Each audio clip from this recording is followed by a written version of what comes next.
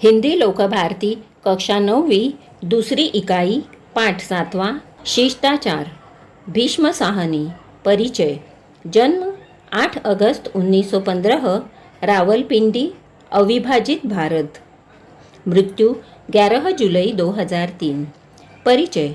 बहुमुखी प्रतिभा के धनी भीष्म साहनी जी ने सामाजिक विषमता, संघर्ष, मानवीय करुणा, मानवीय मूल्य, नैतिकता को अपनी लेखनी का आधार बनाया। प्रमुख कृतियाँ: भाग्य रेखा, पहला पाठ, भटकती राख, निशाचर आदि कहानी संग्रह, झरोखे, तमस, कुंतो, नीलू नीलिमा नीलोफर आदि उपन्यास, कबीरा खड़ा बाजार में, माधवी आदि नाटक, आज के अतीत आत्मकथा। गद्य संबंधी चरित्रात्मक कहानी। जीवन की किसी घटना का रोचक एवं चरित्रपूर्ण वर्णन चरित्रात्मक कहानी होती है। शिष्टाचार कहानी के माध्यम से साहनी जी ने पति पत्नी, नौकर मालिक के संबंध, उनके प्रति दृष्टिकोण, नौकर का अपने मालिक के प्रति कर्तव्य बोध, अनजाने में किए गए कार्य का पश्चाताप आदि विविध स्थितियों को बड़े ही मनोरंजक एवं मार्मिक ढंग से प्रस्तुत किया है।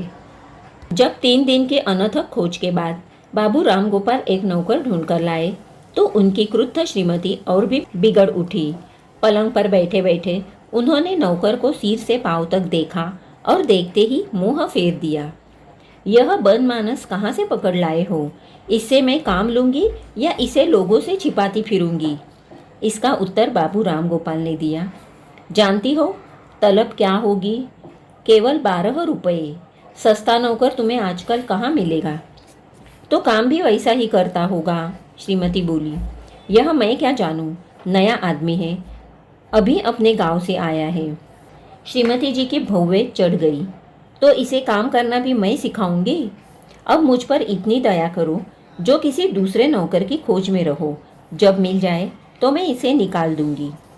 बाबू राम गोपाल तो यह सुनकर अपने कमरे में चले गए और श्रीमती दहलीज पर खड़े नौकर का कुशल क्षेम पूछने लगी। नौकर का नाम हेतु था और शिमला के नज़दीक एक गांव से आया था। चपटी नाक, छोटा माथा, बेतरह से दांत, मोटे हाथ और छोटा सा कद। श्रीमती ने गलत नहीं कहा था। नाम पता पूछ चूकने के बाद श्रीमती अपने दाएं हाथ की उंगली पिस्तौल की तरह हेतु की छाती पर दागकर बोली, अब दोनों कान खोलकर सुन लो। जो यहाँ चोरी चकारी की तो सीधा हवालात में भिजवा दूंगी। जो यहाँ काम करना है तो पाई पाई का हिसाब ठीक देना होगा। श्रीमती जी का विचार नौकरों के बारे में वही कुछ था जो अक्सर लोगों का है कि सब झूठे, गलीज और लंपट होते हैं। किसी पर विश्वास नहीं किया जा सकता। सभी झूठ बोलते हैं, सभी पैसे काटते हैं और सभी हर वक्त नौकरी की तलाश में रहते हैं। जो मिल जाए तो उसी वक्त घर से बीमारी की चिट्ठी मंगवा लेते हैं। श्रीमती जी का व्यवहार नौकरों के साथ नौकरों का सा ही था। यो भी घर में उनकी हुकूमत थी। जब उन्हें पतिदेव पर गुस्सा आता तो अंग्रेजी में बात करती और जब नौकर पर गुस्सा आता तो गालियों में बात करती। दोनों की लगाम खींच कर रखती। उनकी तेज नज़र पलंग पर बैठे बैठे भी नौकर के हर काम की जानकारी रखती थी कि नौकर ने कितना घी इस्तेमाल किया, कितने रोटियां निगल गया है, अपनी चाय में कितने चम्मच चीनी उड़ेली है। जासूसी नॉवेलों की शिक्षा के फलस्वरूप उन्हें नौकरों की हर क्रिया में षड्यंत्र नजर आता था। काम चलने लगा। हेतु अरूप तो था ही, उस पर उजट और गंवार भी निकला। उसके मोटे मोटे स्थूल हाथों से कांच के गिलास टूटने लगे, पर्दों पर धब्बे पड़ने लगे और घर का काम अस्त व्यस्त रहने लगा। श्रीमती दिन में 10-10 बार उसे नौकरी से बर्खास्त करती, पर तब भी हेतु की पीठ मजबूत थी। दिन कटने लगे और बाबू राम गोपाल की खोज दूसरे नौकर के लिए शिथिल पड़ने लगी। नौकर उजट और अरूप था, पर दिन में केवल 2 बार खाता था। उस पर वेतन केवल 12 रुपये। जो किसी चीज़ का नुकसान करता तो उसकी तनख्वाह कटती थी। दिन बीतने लगे। हेतु के कपड़े मैले होकर जगह जगह से फटने लगे। मुंह का रंग और गहरा होने लगा और गांव का भोला धीरे धीरे एक शहरी नौकर में तब्दील होने लगा। इसी तरह 3 महीने बीत गए। पर यहाँ पहुंचकर श्रीमती एक भूल कर गई। श्रीमान और श्रीमती जी का एक छोटा सा बालक था जो अब 4-8 बरस का हो चला था और प्रथानुसार उसके मुंडन संस्कार के दिन नज़दीक आ रहे थे। पूरे घर में बड़े उत्साह और प्यार से मुंडन की तैयारियां होने लगी। बेटे के वात्सल्य ने श्रीमती जी की आंखें आटे, दाल और घी से हटाकर रंग बिरंगे खिलौनों और कपड़ों की ओर फेर दी। शामियाने और बाजे का प्रबंध होने लगा। मित्रों संबंधियों को निमंत्रण पत्र लिखे जाने लगे और धीरे धीरे चाबियों का गुच्छा श्रीमती जी के दुपट्टे के छोर से निकलकर नौकर के हाथों में रहने लगा। आखिर वह शुभ दिन आ पहुंचा। श्रीमान और श्रीमती के घर के सामने बाजे बजने लगे। मित्र संबंधी मोटरों व तांगों पर बच्चे के लिए उपहार ले लेकर आने लगे। फूलों, फानुसों और मित्र मंडली के हास्य विनोद से घर का सारा वातावरण जैसे खिल उठा था।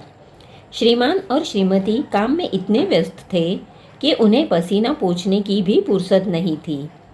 ऐन उसी वक्त हेतु कहीं बाहर से लौटा और सीधा श्रीमान के सामने आ खड़ा हुआ। हुजूर, मुझे छुट्टी चाहिए, मुझे घर जाना है। श्रीमान उसी वक्त दरवाजे पर खड़े अतिथियों का स्वागत कर रहे थे। हेतु के इस अनोखे वाक्य पर हैरान हो गए। क्या बात है? हुजूर, मुझे घर बुलाया है, मुझे आप छुट्टी दे दे। छुट्टी दे दे? आज के दिन तुम्हें छुट्टी दे दूं? श्रीमान का क्रोध उबलने लगा। जाओ अपना काम देखो, छुट्टी वुट्टी नहीं मिल सकती। मेहमान खाना खाने वाले हैं और इसे घर जाना है। हेतु फिर भी खड़ा रहा, अपनी जगह से नहीं हिला। श्रीमान झुंझला उठे। जाते क्यों नहीं? छुट्टी नहीं मिलेगी। फिर भी जब हेतु टस से मस न हुआ तो श्रीमान का क्रोध बेकाबू हो गया और उन्होंने छूटते ही हेतु के मुंह पर एक चाटा दे मारा। उल्लू के पट्टे, यह वक्त तूने छुट्टी मांगने का निकाला है? चाटे की आवाज़ दूर तक गई। बहुत से मित्र संबंधियों ने भी सुनी और आंखें उठाकर भी देखा, मगर यह देखकर कि केवल नौकर को चाटा पड़ा है, आंखें फेर ली। श्रीमती को जब इसकी सूचना मिली तो वह जैसे तंद्रा से जागी। हो न हो, इसमें कोई भेद है। मैं भी कैसी मूर्ख जो इस लंपट पर विश्वास करती रही और सब ताले खोलकर इसके सामने रख दिए। इसने न मालूम किस किस चीज़ पर हाथ साफ किया है जो आज ही के दिन छुट्टी मांगने चला आया है। भागी हुई बाहर आई और बरामदे में खड़ी होकर हेतु को फटकारने लगी। उन्होंने वह कुछ कहा जो हेतु के कानों ने पहले कभी नहीं सुना था। कुछ एक संबंधी इकट्ठे हो गए और जलसे में विघ्न पड़ता देखकर श्रीमान को समझाने लगे। एक ने हेतु से पूछा, क्यों, घर क्यों जाना चाहते हो? क्या काम है? हेतु ने फिर धीरे से कह दिया, जी काम है। इस पर श्रीमती का गुस्सा और भड़क उठा, मगर बाकी लोग तो बात को निपटाना चाहते थे। हेतु को चुपचाप धकेलकर परे हटा दिया। फिर पति पत्नी में परामर्श हुआ। दोनों इस नतीजे पर पहुँचे कि इस वक्त चुप हो जाना ही ठीक है। मुंडन के बाद इसका इलाज सोचेंगे। हेतु बजाय इसके कि फिर काम में जुट जाता, बरामदे के एक कोने में जाकर बैठ गया और न हूँ न हाँ, चुपचाप इधर उधर ताकने लगा। इस पर श्रीमान आपे से बाहर होने लगे। पहले तो देखते रहे, फिर उसके पास जाकर उससे कड़क कर बोले, काम करेगा या मैं किसी को बुलाऊं? हेतु ने फिर वही रट लगाई, साहब मुझे जाने दो, मैं जल्दी लौट आऊँगा, मुझे काम है। आखिर जब जलसे में बहुत से लोगों का ध्यान उसी तरफ जाने लगा तो दो एक मित्रों ने सलाह दी कि उसका नाम पता लिख लिया जाए, उसकी तनख्वाह रोक ली जाए और उसे जाने दिया जाए। श्रीमान ने अपनी डायरी खोली, उस पर हेतु का पूरा पता लिखा, नीचे अंगूठा लगवाया और धक्के मारकर बाहर निकाल दिया। दूसरे दिन श्रीमती ने अपना ट्रंक खोलकर अपनी चीज़ों की पड़ताल शुरू की। अपने जेवर, सिल्क के जड़ाऊ सूट, चांदी के बटन, एक एक करके जो याद आया गिन डाला। मगर बड़े घरों में चीज़ों की सूची कहाँ होती है और एक एक चीज़ किसे याद रह सकती है। श्रीमती जल्दी ही थक कर बैठ गई। तुमने उसे जाने क्यों दिया? कभी कोई नौकरों को यूँ भी जाने देता है? अब मैं क्या जानूँ क्या क्या उठा ले गया है। जाएगा कहाँ? उसकी 3 महीने की तनख्वाह मेरे पास है। वाह जी, 150 की चीज़ ले गया तो 20 रुपए की तनख्वाह की वह चिंता करेगा। तुम अपनी चीज़ों को अच्छी तरह देख लो। अगर कोई चीज़ भी गायब हुई तो मैं पुलिस में इत्तला कर दूंगा। मैंने उसका पता वता सब लिख लिया है। तुम समझ बैठे हो कि उसने तुम्हें पता ठीक लिखवाया होगा। दूसरा नौकर आ गया और घर का काम पहले की तरह चलने लगा। जब श्रीमती जी को कोई चीज़ न मिलती तो वह हेतु को गालियाँ देती, पर श्रीमान धीरे धीरे दिल ही दिल में अफसोस करने लगे। कई बार उनके जी में आया कि उसके पैसे मनी ऑर्डर द्वारा भेज दे, मगर फिर कुछ श्रीमती के डर से, कुछ अपने संदेह के कारण रुक जाते। एक दिन शाम का वक्त था। थके हुए श्रीमान दफ्तर से घर लौट रहे थे जब उनकी नज़र सड़क के पार एक धर्मशाला के सामने खड़े हुए हेतु पर पड़ गई। वही फटे हुए कपड़े, वही शिथिल अरूप चेहरा। उन्हें पहचानने में देर नहीं लगी। झट से सड़क पार करके हेतु के सामने जा खड़े हुए और उसे कलाई से पकड़ लिया। अरे, तू कहाँ था इतने दिन?